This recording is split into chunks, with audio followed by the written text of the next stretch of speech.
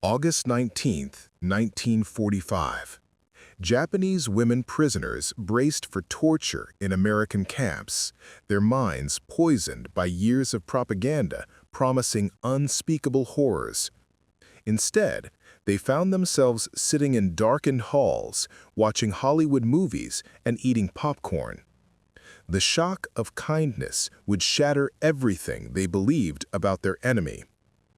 Before we jump back in, tell us where you're tuning in from. And if this story touches you, make sure you're subscribed, because tomorrow I've saved something extra special for you. The summer of 1945 carried the weight of endings. Across the Philippine archipelago and the scattered atolls of the Pacific, the war that had consumed an entire generation finally exhaled its last violent breath.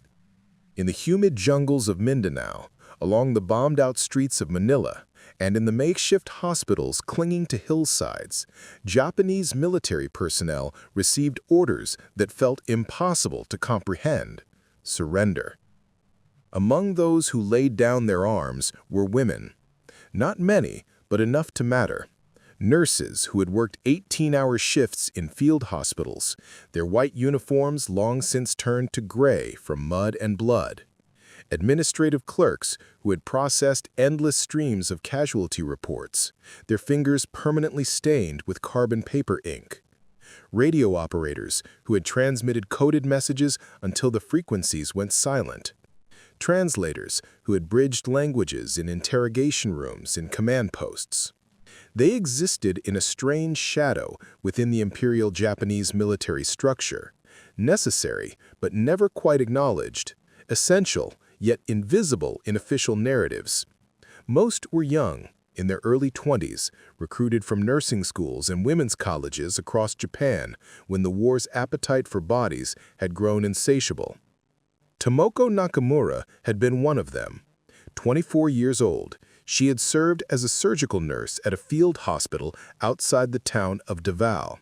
She remembered the exact moment the surrender order arrived, July 28th, late afternoon, the light slanting gold through the tent flaps. The head surgeon had read the telegram twice, his hands trembling, before passing it wordlessly to his staff. For 3 days, no one spoke of it directly. They continued their routines as if pretending could make reality dissolve.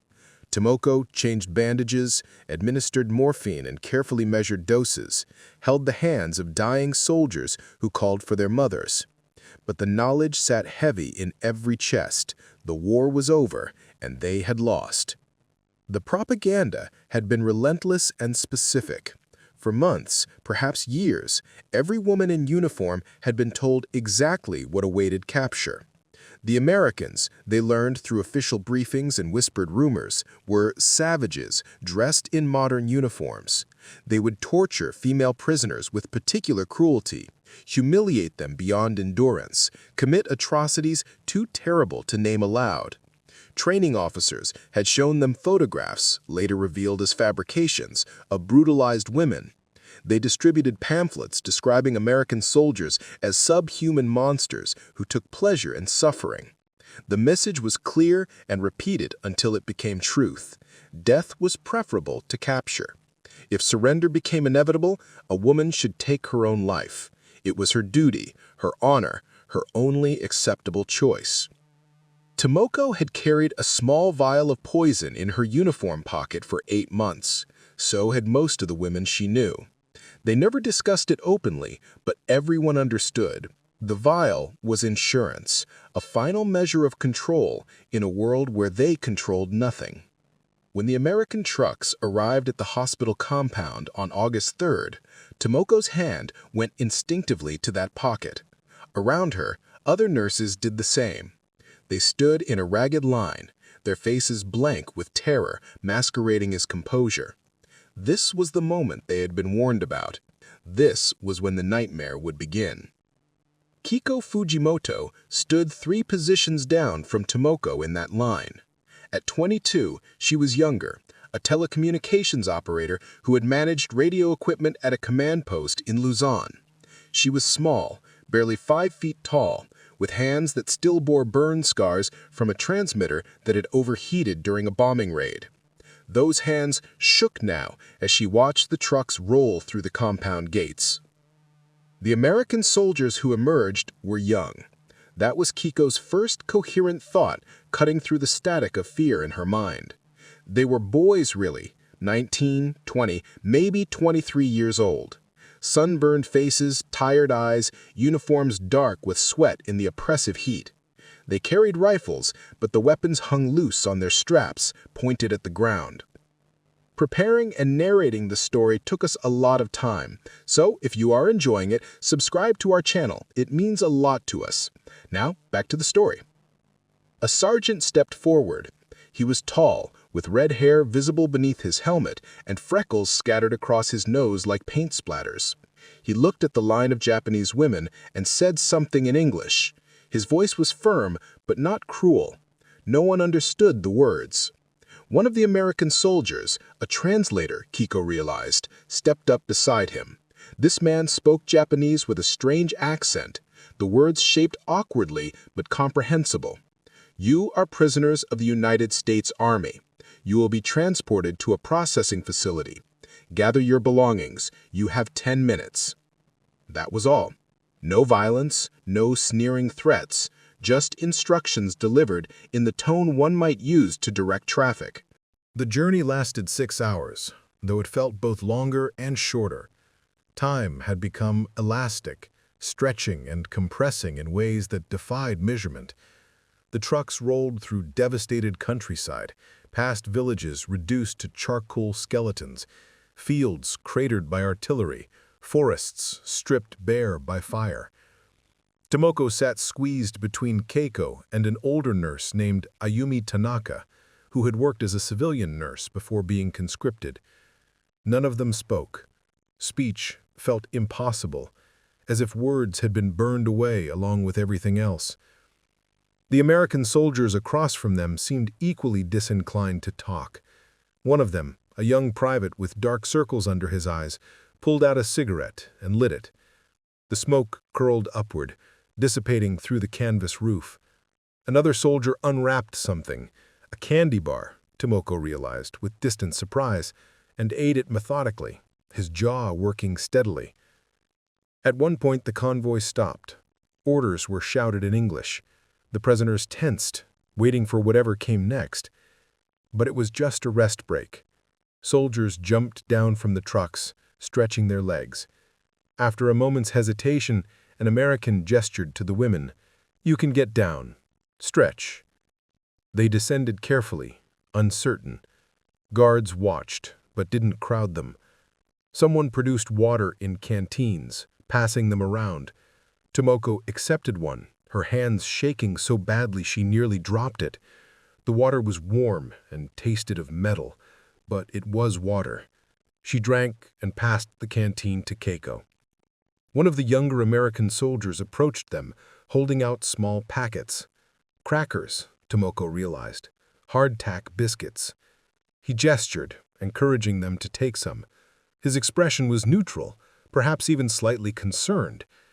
Keiko accepted a packet, her fingers fumbling with the wrapper. She bit into the cracker, dry, bland, but substantial. Real food. Not a trick, not poisoned. Just crackers, freely given. "Why?" Keiko whispered in Japanese, not to anyone in particular. "Why are they feeding us?" No one had an answer. The convoy moved again. Afternoon stretched into evening, the light softening to amber and then gray. The trucks navigated rutted roads, bouncing over potholes and debris. At one point they passed through what had once been a town. Only foundations remained, and a single wall with a painted advertisement still visible. Faded letters in Tagalog that Tomoko couldn't read. Children emerged from somewhere, running alongside the trucks. They waved, shouted things in their own language. Some American soldiers waved back, smiling. One tossed a candy to a boy who caught it with both hands, his face splitting into a grin. The scene was so ordinary it felt obscene. Soldiers tossing candy to children, as if this were a parade, and not the aftermath of apocalypse. As dusk settled, Tomoko finally saw their destination. The camp emerged from the landscape gradually, first watchtowers silhouetted against the darkening sky, then rows of structures, then the perimeter fence with its distinctive barbed wire catching the last light. Her stomach clenched. This was it.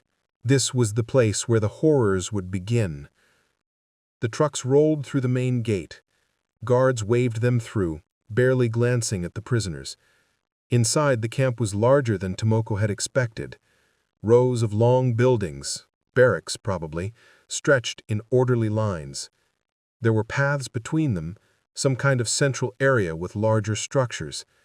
Electric lights were beginning to flicker on, creating pools of illumination in the gathering darkness. The truck stopped in front of a large building marked Red Cross symbols. The tailgates dropped, and American voices called out instructions. The translator appeared again. "Exit the vehicles. Form lines. You will be processed." Processing. The word carried ominous weight, but its meaning remained unclear.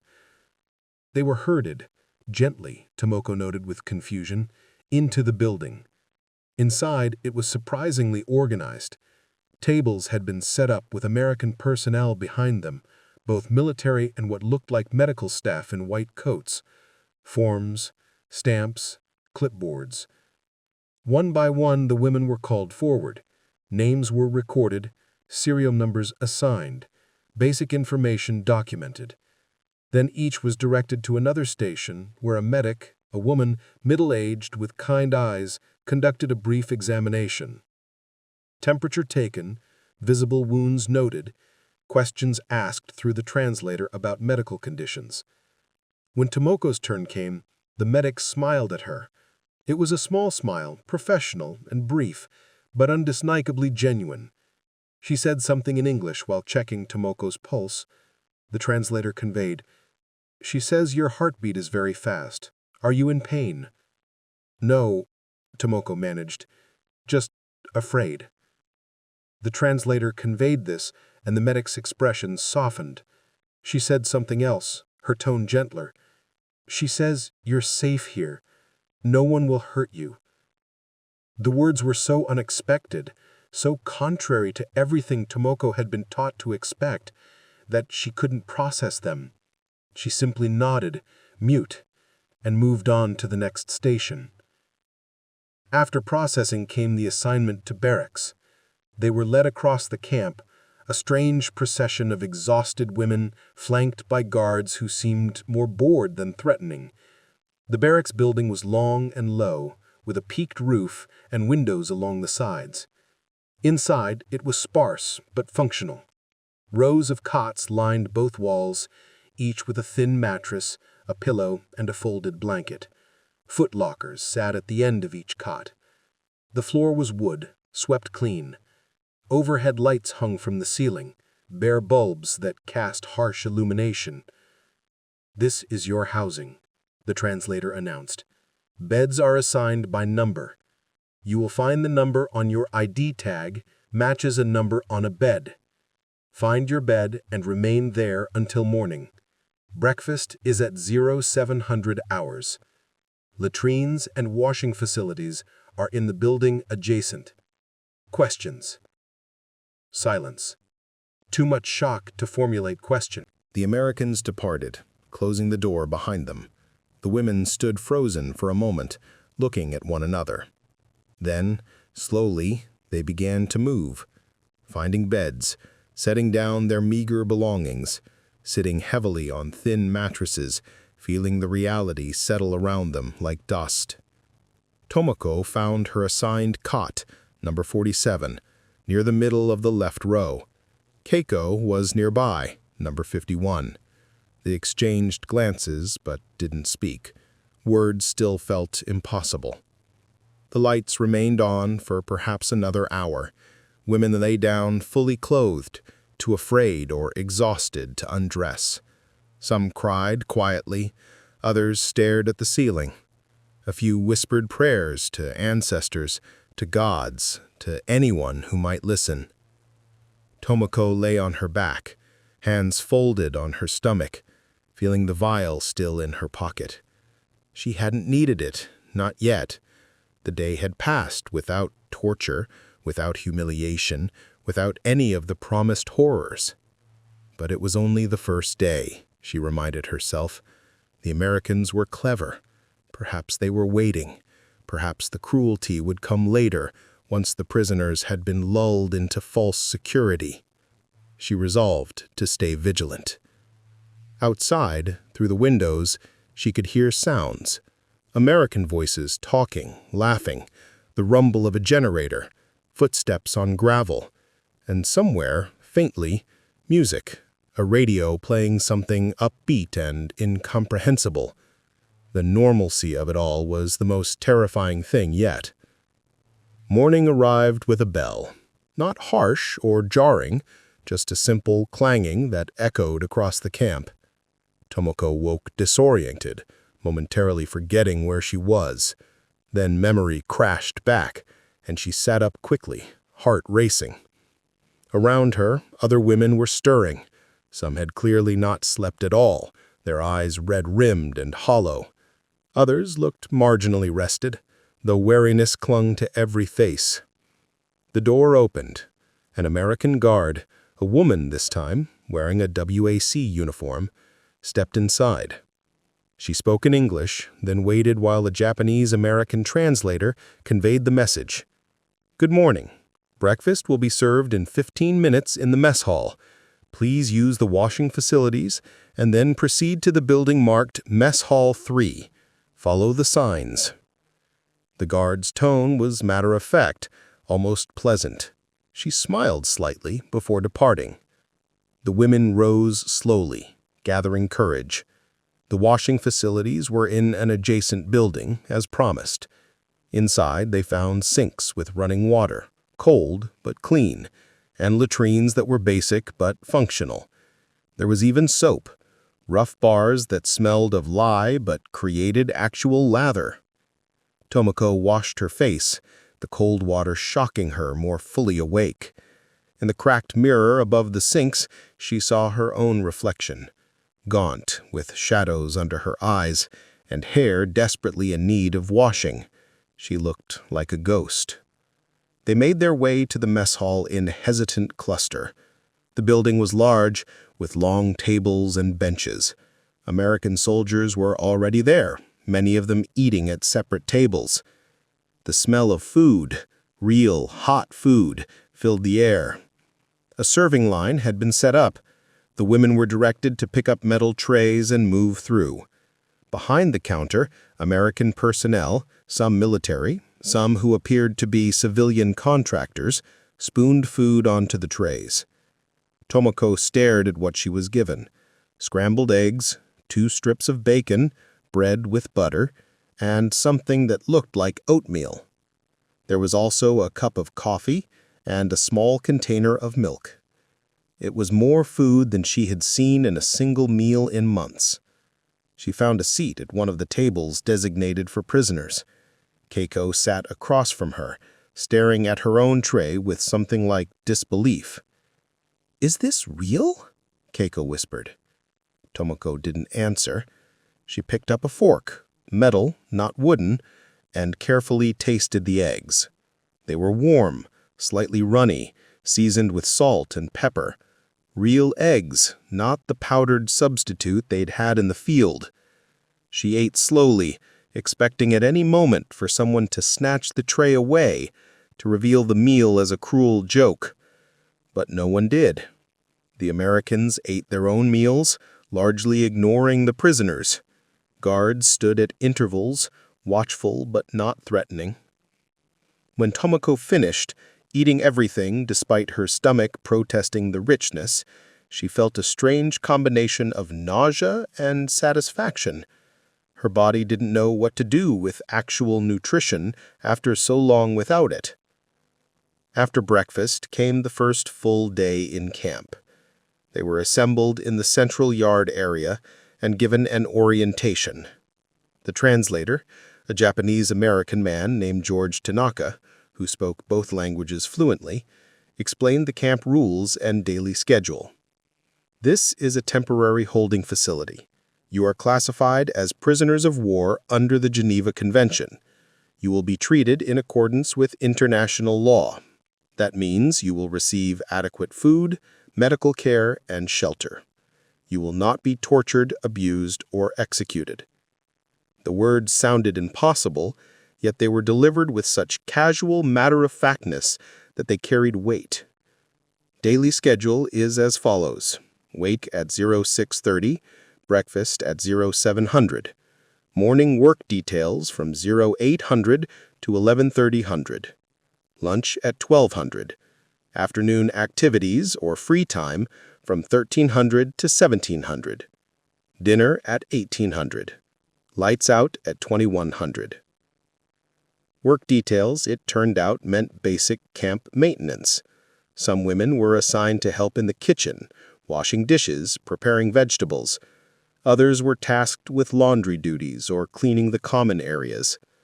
Those with medical training, like Tomoko, were taken to the infirmary. The infirmary was a revelation. It was clean, genuinely clean, with white sheets and sterilized instruments. There were supplies, bandages, medications, surgical tools neatly organized. An American doctor, Captain Harrison Reed, oversaw the facility with the help of 2 American nurses and now several Japanese women. Captain Reed was in his 40s, graying at the temples with steady hands and a calm demeanor. Through George, he explained to Tomoko and 2 other Japanese nurses what would be expected. You'll assist with treating the other prisoners. Many of them are malnourished. Some have infections or injuries that went untreated. We'll show you our procedures and protocols. If you don't understand something, ask. We want to help these women get healthy. It was the strangest thing Tomoko had experienced yet. The Americans were enlisting her help not through force, but through simple request to care for her own people. That first day in the infirmary passed in a blur. She helped clean and dress wounds, assisted with examinations, learned American medical techniques that were sometimes more advanced than what she'd been taught. Captain Reed corrected her gently when she made mistakes, showed her the proper way to sterilize instruments, explained the dosage protocols for various medications. By evening, Tomoko was exhausted, but felt something unfamiliar, useful. For the first time since capture, she had done something meaningful. Dinner was substantial, some kind of stew with meat and vegetables, bread, fruit. Again, more than enough. Tomoko ate slowly, still half convinced this abundance would vanish. After dinner came what George called free time. The women were allowed to remain in the common areas, to write letters, which would be censored but then sent through the Red Cross, or to return to their barracks. There was nothing to do, really, but existing without constant fear or work was its own strange luxury. Tomoko sat on her cot, watching the light fade through the windows. Some women were writing letters, bent over scraps of paper with stubby pencils. Others talked quietly in small groups. A few lay on their beds, staring at nothing. Keiko approached and sat beside her. "I don't understand any of this," she said quietly. "We were supposed to be tortured. We were supposed to die. Instead, they're feeding us, giving us medicine, treating us like people." "Maybe it's strategy," Tomoko replied, though she didn't quite believe it. "Maybe they're softening us for interrogation." "Maybe," Keiko said, but her tone suggested she didn't believe it either. That night, sleep came more easily, though Tomoko still kept the vial within reach. Habits of fear were hard to break. The days that followed established a rhythm. Wake, wash, breakfast, work, lunch, afternoon activities, dinner, sleep. It was monotonous, but monotony felt safe after months of chaos. The food continued to be plentiful. The work was real but not punishing. The guards maintained order but rarely raised their voices. Medical care was thorough. Women with infections received antibiotics. Those with dental problems saw a dentist. Everyone was given vitamin supplements to address malnutrition. It was all so contrary to everything they'd been taught to expect that cognitive dissonance became a constant companion. The women whispered among themselves, trying to make sense of it. They must want something, one woman insisted. Information, maybe, or they're planning to use us for propaganda.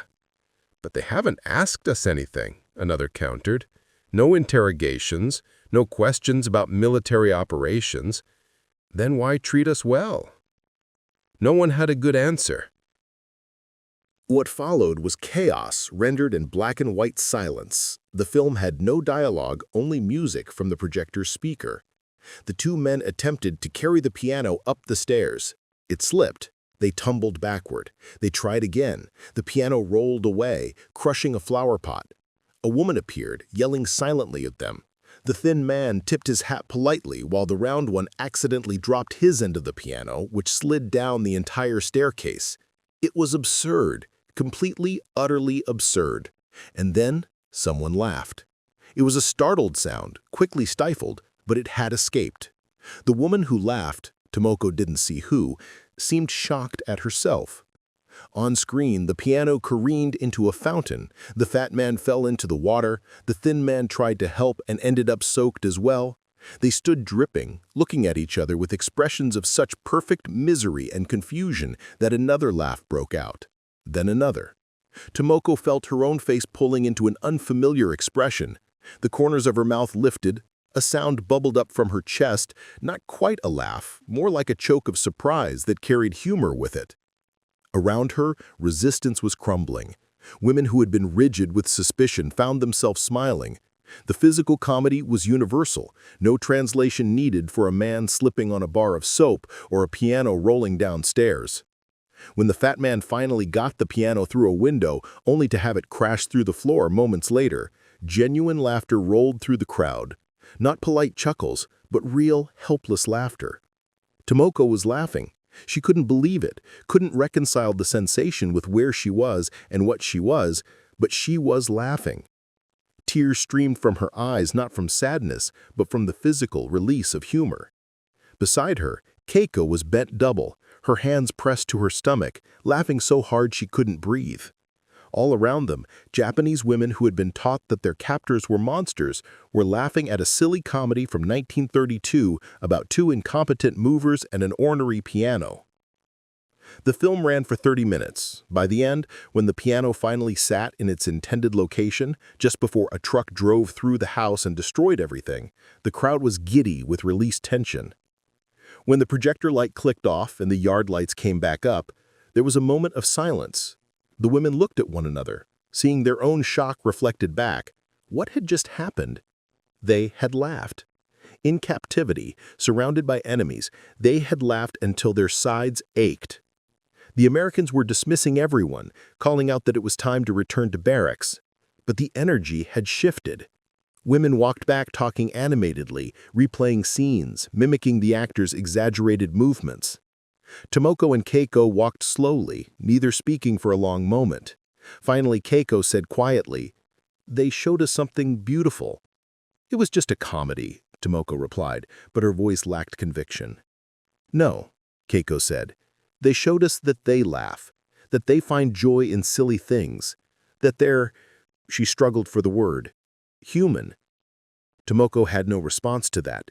It was too big, too dangerous a thought. That night, lying in her bunk, she listened to the unusual sound of women whispering and occasionally giggling in the darkness. Someone was imitating the fat man's walk, and others were trying to stifle their laughter. Tomoko reached into her pocket and felt the vial of poison. She had carried it for so long it had become part of her, like a talisman, but tonight it felt different, heavier, more absurd. She had laughed at a movie. The Americans had shown them a film, not propaganda, not torture, but entertainment. Simple, silly entertainment. Everything she had been told was a lie. The certainty of that settled over her like a weight and a relief simultaneously. Tomorrow, she knew, there would be more questions, more confusion, more gradual unraveling of the worldview she had carried since childhood. But tonight, she had laughed, and somehow that felt like the most important thing in the world. The documentary aired on both American and Japanese television networks, reaching millions of viewers. For younger generations who had grown up in an era of U.S.-Japan alliance, the stories seemed almost mythological. Their grandmothers had once been enemies with Americans. They had been terrified of capture. They had discovered friendship through cinema. But for those who remembered the war, the documentary unlocked memories that had been carefully stored away.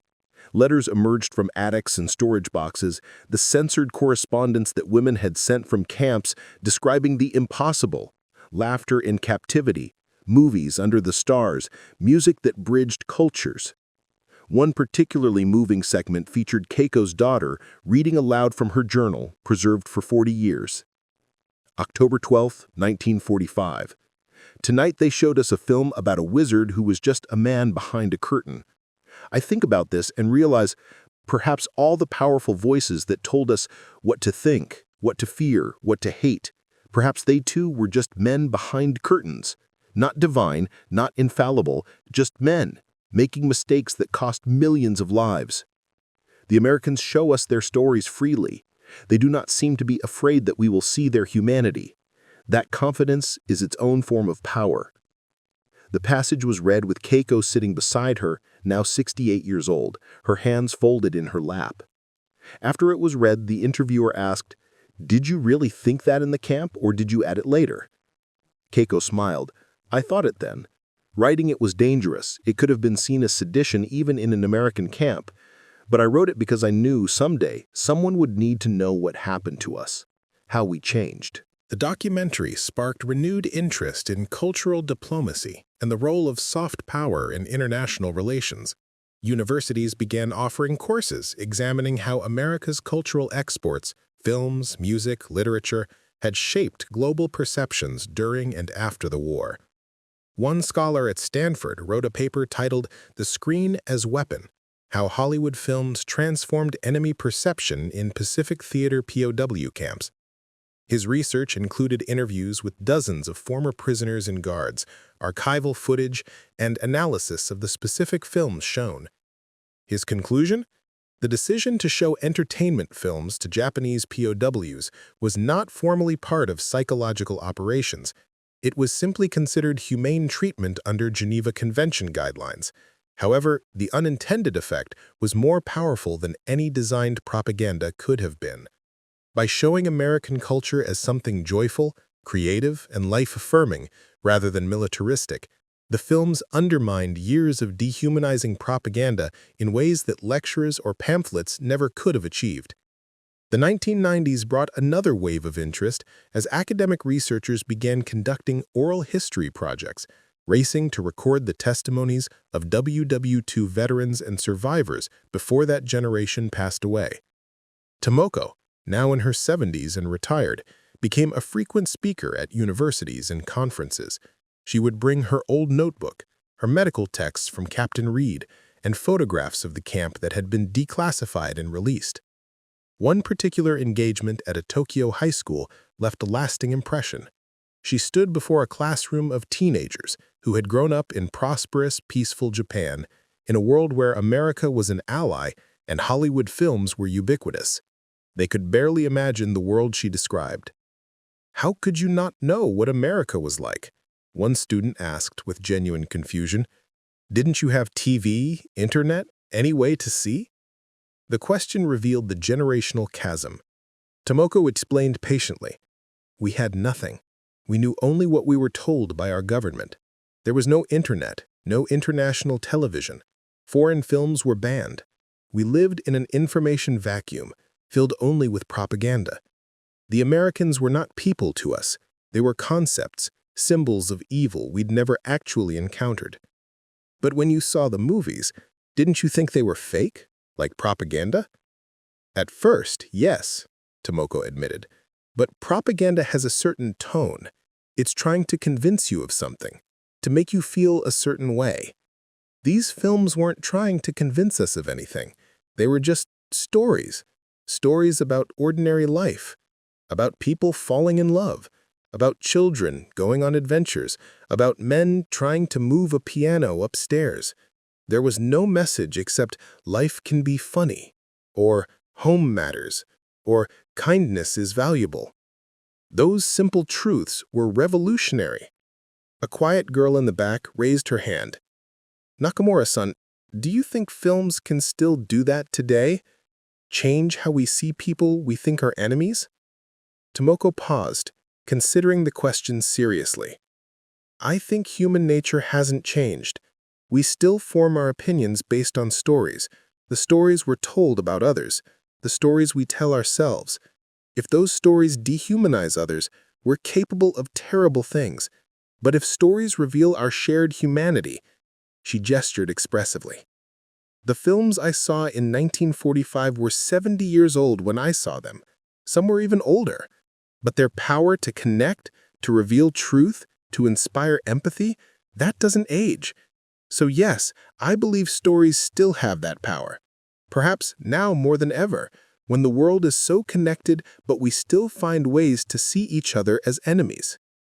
The teacher who had invited her thanked her afterward. "What you're doing is important," he said. "These kids have never known war. They take peace for granted. They need to understand how fragile it is and how it's maintained, not just through treaties but through human connection." Tomoko nodded. The films didn't end the war. Bombs did that. But the films helped end the hatred. They prepared us to accept peace, to see former enemies as potential friends. That work of cultural bridge building, it's never finished. In 2005, the Smithsonian Institution in Washington, D.C. mounted an exhibition titled Projecting Peace, Cinema and Cultural Diplomacy in WWII. One section focused specifically on the POW camp film screenings. The exhibition included a recreated projection setup, a period-appropriate 16mm projector, a white canvas screen, and wooden benches arranged as they would have been in camp. Visitors could sit and watch clips from the actual films that had been shown to prisoners: Laurel and Hardy, Chaplin, The Wizard of Oz, It's a Wonderful Life, and couples dancing in elegant ballrooms.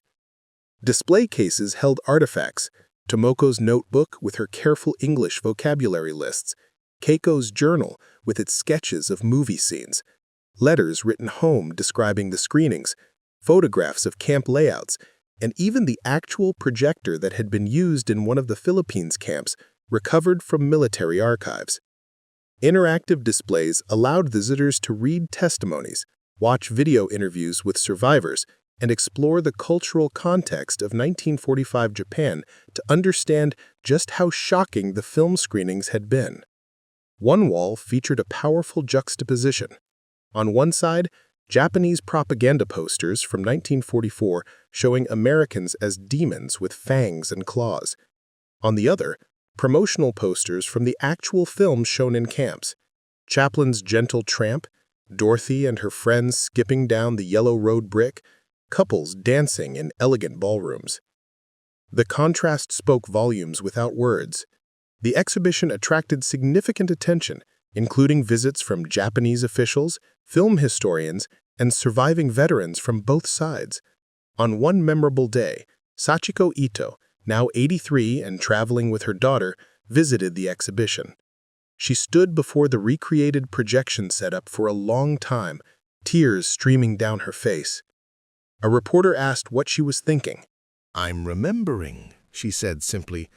"I'm remembering the woman I was, terrified, indoctrinated, certain I knew the truth about the world, and I'm remembering the night that certainty began to crack. Seeing these artifacts preserved, knowing that our story mattered enough to be remembered, it gives meaning to what we endured." Her daughter added, "My mother never talked much about her war experience when I was growing up, but she always loved movies. She took us to every new release, especially American films. Now I understand why. She was honoring something, a debt she felt she owed to the stories that had freed her mind."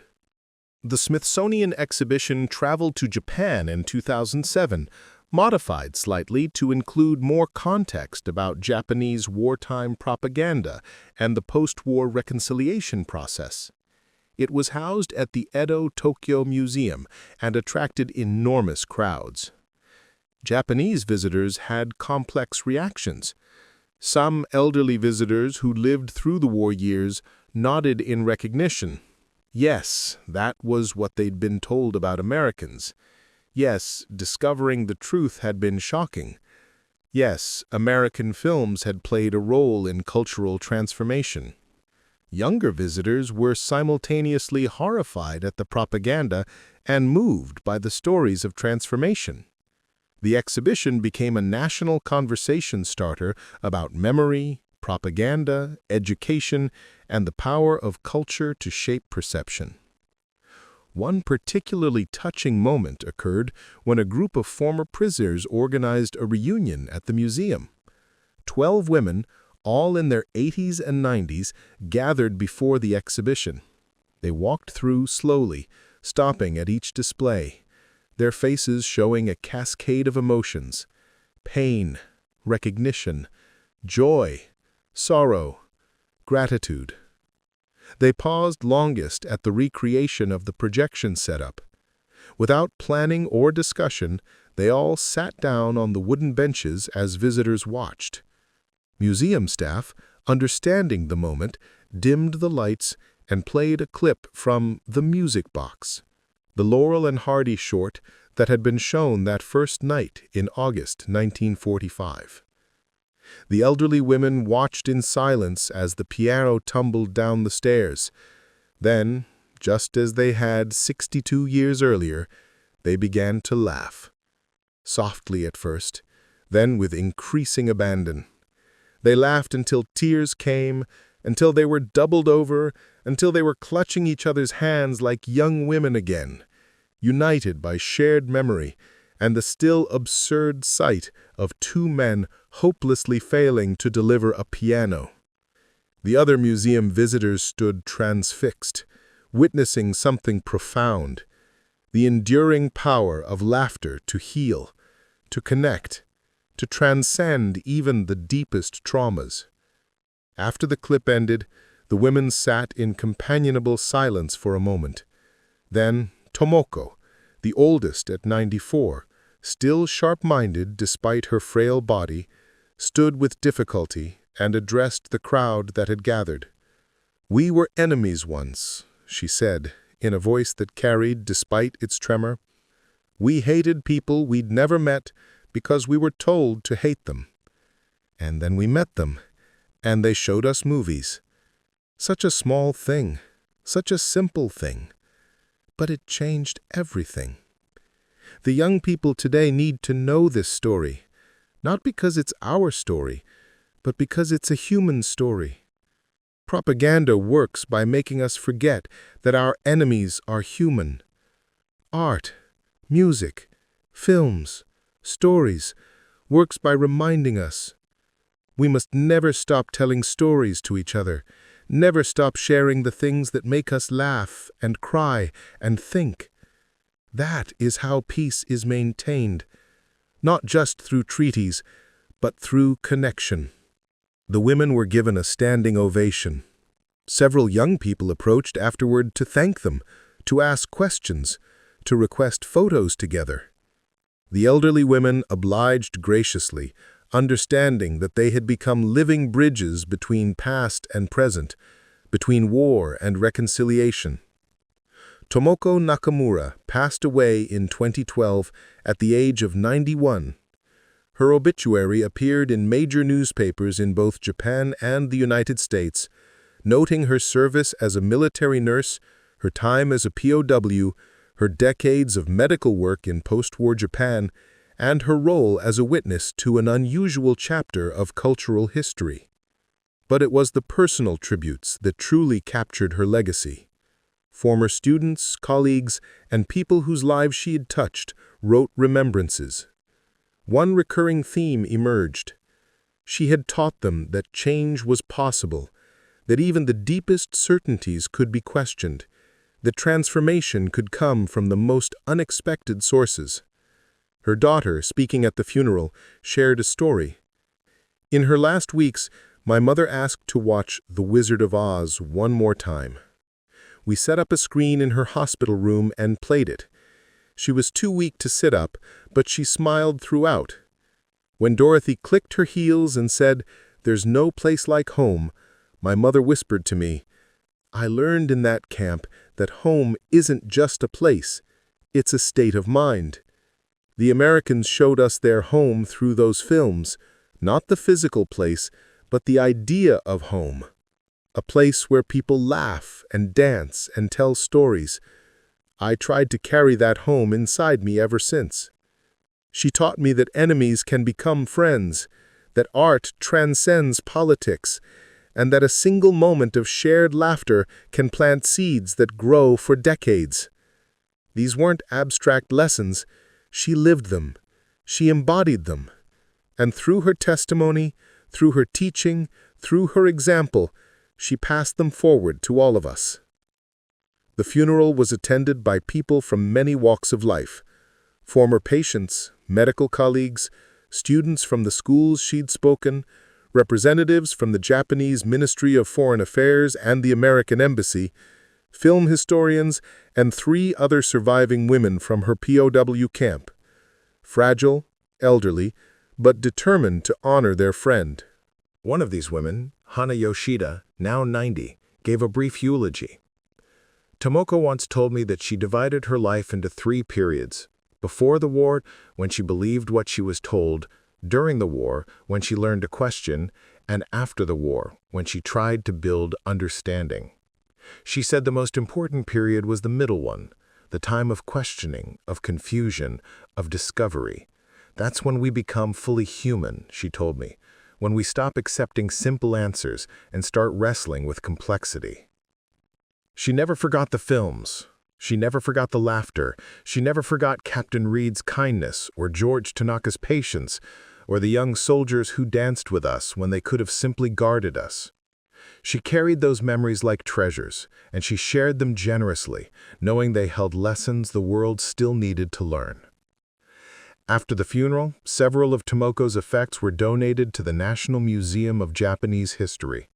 Among them, her nurse's uniform from 1945, her medical texts given by Captain Reed, her notebook filled with English vocabulary and observations, photographs from the camp, and letters she'd written home describing the film screenings.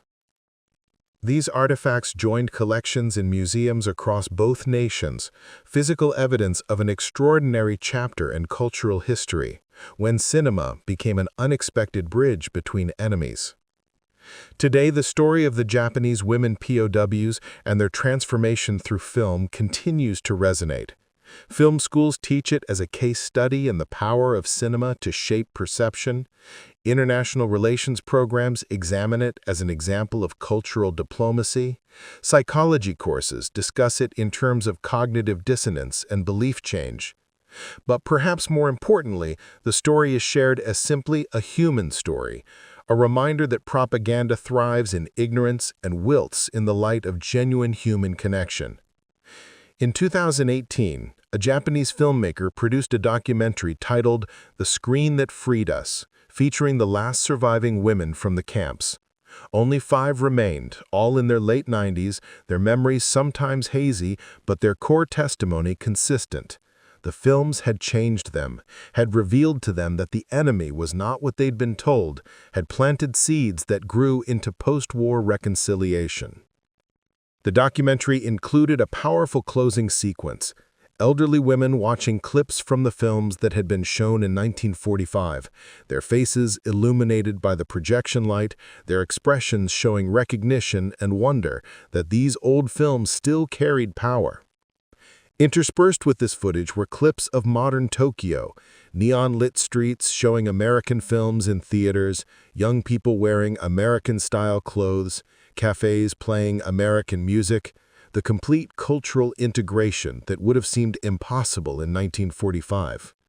The final shot was symbolic: a modern movie theater in downtown Tokyo, its marquee displaying both Japanese and American films. The camera pulled back to show crowds entering, cultures mixing freely, the film's inside creating shared experiences for people who no longer saw each other as foreign, much less as enemies. A closing title appeared. In 1945, 87 Japanese women prisoners watched American films behind barbed wire. In 2018, millions of Japanese citizens watch American films in freedom. The screen that once divided has become a window that connects. Art endures, stories matter, humanity persists. The documentary won awards at international film festivals and was translated into multiple languages. It found particular resonance in regions experiencing conflict or division, where viewers recognized their own propaganda, their own demonization of the other, their own need for the kind of transformation that those women had experienced. Educational programs began incorporating the story into curricula about World War II, media literacy, and peace education. Students analyzed the propaganda posters alongside the film posters, discussing how images and stories shape perception. They read the letters and journal entries, getting first-hand accounts of cognitive dissonance and transformation. Some schools even recreated the experience, showing students silent Chaplin films or classic Hollywood musicals after first exposing them to the propaganda that had portrayed Americans as monsters, helping them understand viscerally how shocking the reality must have been compared to the fabricated image. On the 80th anniversary of the end of World War II in 2025, memorial events were held in both Japan and the United States. In San Francisco, at a ceremony honoring all POWs, special tribute was paid to the women who had experienced transformation through cinema. A large screen was erected in Golden Gate Park. As twilight fell, clips from the original films were shown to a crowd of thousands, Japanese and Americans, veterans and civilians, old and young. The crowd laughed at Laurel and Hardy, marveled at the technicolor brilliance of Oz, wiped tears during the emotional conclusion of It's a Wonderful Life. After the screening, a panel discussion featured historians, filmmakers, and the great-grandchildren of some of the women prisoners. One panelist, a professor of peace studies, offered this reflection. What happened in those camps in 1945 was not unique because Americans showed kindness to prisoners. Many nations have done that. It was unique because of the specific cultural weapon that was used, cinema. Film is uniquely powerful because it bypasses intellectual defenses.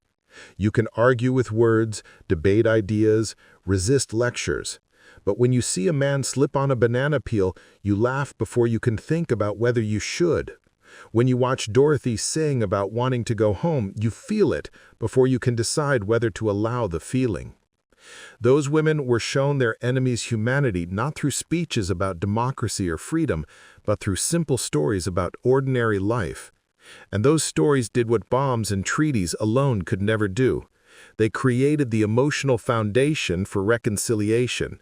They made former enemies capable of seeing each other as human beings with shared experiences, hopes, and vulnerabilities.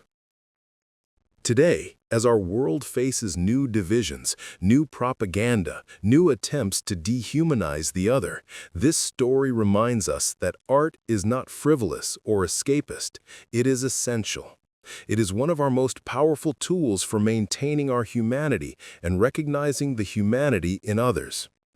The women who sat behind barbed wire in 1945 and dared to laugh at a comedy, to cry at a drama, to be moved by music, they understood something crucial. That stories are how we stay human, even in the most inhumane circumstances. The audience, diverse in age, ethnicity, nationality, sat in thoughtful silence as these words settled over them. Then they began to applaud, the sound building until it echoed across the park. That night, social media filled with images and reflections from the event. The hashtag #TheScreenThatFreedUs trended globally. People shared their own stories of how art had changed their perspective. How a film or song or book had made them see an enemy as human. How culture had built bridges in their own lives. One post, shared thousands of times, came from a young Japanese woman whose great-grandmother had been Keiko Fujimoto. "My great-grandmother passed away when I was young, but she told me her story before she died. She said, 'Never let anyone convince you that people from another country are monsters. If someone insists their enemy is inhuman, they are preparing you to do inhumane things. Protect your ability to see others as human. Watch their films, listen to their music, read their stories. Stay connected to the truth that we are all just people trying to live good lives.'"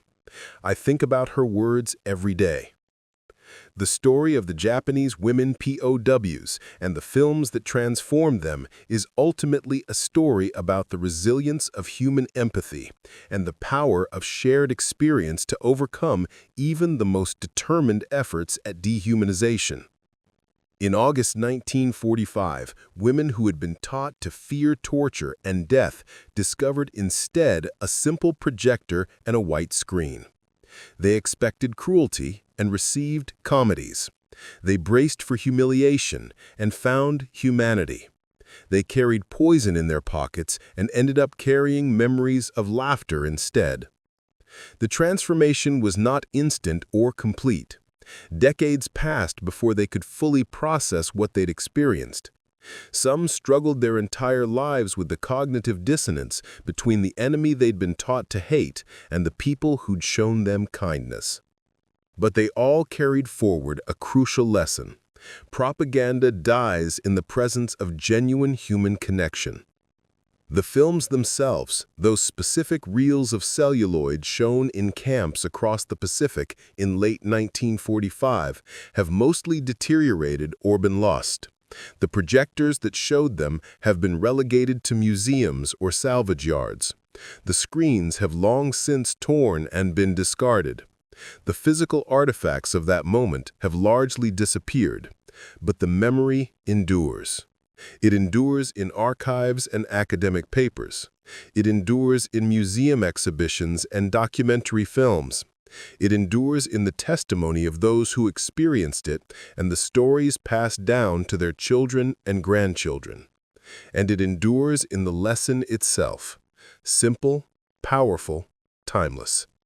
Art can do what weapons cannot. Stories can bridge divides that politics only widens. A moment of shared laughter can plant seeds of peace that grow for generations. In a darkened camp in 1945, enemies became human to each other through the simple act of watching light flicker on a screen. That small miracle, repeated in individual hearts across many nights, helped transform the relationship between two nations from wartime hatred to lasting alliance. The women who lived it never forgot. They carried the memory like a sacred trust, sharing it whenever they could, hoping the lesson would take root in new soil, hoping future generations would understand. We are never so far apart that stories cannot reach across the distance. We are never so different that shared laughter cannot unite us. We are never such enemies that art cannot remind us of our shared humanity. The screen flickered. The reels turned. The light cast shadows that became stories. And in those stories, hearts changed in ways that bombs and treaties alone could never achieve. That is the legacy. That is the lesson. That is the enduring truth that outlasted the war, outlived the participants, and continues to speak to every generation that discovers it anew. Light can penetrate any darkness. Stories can bridge any divide. And humanity, once recognized, can never be completely forgotten. Up next, you've got two more standout stories right on your screen. If this one hit the mark, you won't want to pass these up. Just click and check them out.